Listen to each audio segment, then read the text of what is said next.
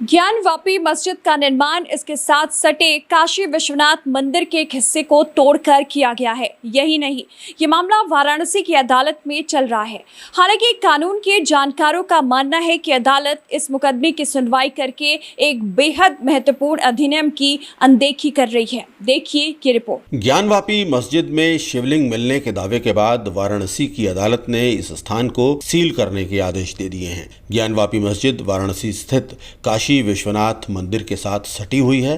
इसके बारे में कहा जाता है कि इसका निर्माण औरंगजेब के शासनकाल के दौरान मंदिर के ही एक हिस्से को ध्वस्त करके किया गया था। बात अगर मौजूदा विवाद की करें तो यह विवाद तब शुरू हुआ जब 5 हिंदू महिलाओं ने अदालत में एक याचिका दायर की, जिसमें कहा गया कि उन्हें ज्ञानवापी मस्जिद परिसर में श्रृंगार गौरी और अन्य मूर्तियों की स्थायी तौर पर पूजा करने की अनुमति दी जाए। वाराणसी की अदालत ने इसी सिलसिले में ज्ञानवापी मस्जिद परिसर का सर्वेक्षण करने और इसकी वीडियोग्राफी करने के आदेश दिए। इसकी परिणति अब तथाकथित तौर पर शिवलिंग के मिलने और उस स्थल को सील करने के अदालत के आदेश के रूप में हुई है। अब सवाल यह है कि आने वाले दिनों में मुकदमा दायर करने वाला हिंदू पक्ष अगर ये साबित करने में सफल हो जाता है कि ज्ञानवापी मस्जिद दरअसल काशी विश्वनाथ मंदिर को तोड़कर बनाई गई है, तो क्या ऐसे में इस मस्जिद के साथ भी वही होगा जो अयोध्या स्थित बाबरी मस्जिद के साथ हुआ? मौजूदा हालातों में ऐसा होता संभव नजर नहीं आता। उसकी वजह है साल 1991 में पारित किया गया एक विशेष अधिनियम। ये है पूजा स्थल अधिनियम 1991।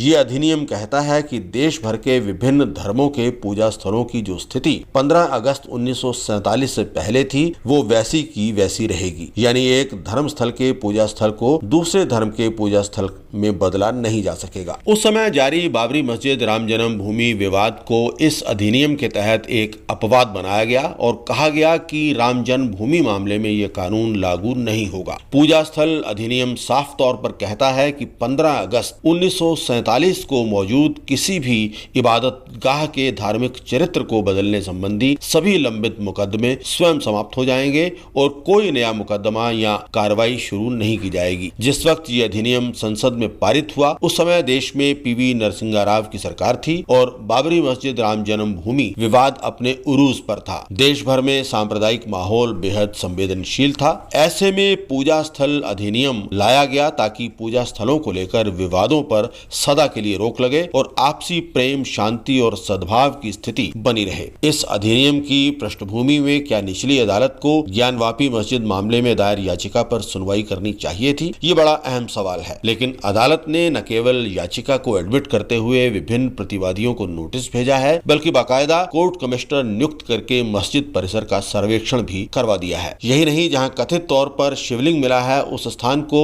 सील करने के आदेश भी दे दिए गए हैं। वाराणसी अदालत ने ऐसा करके अपने अधिकार क्षेत्र का उल्लंघन किया है या नहीं, इस पर अब फैसला सर्वोच्च न्यायालय को करना है।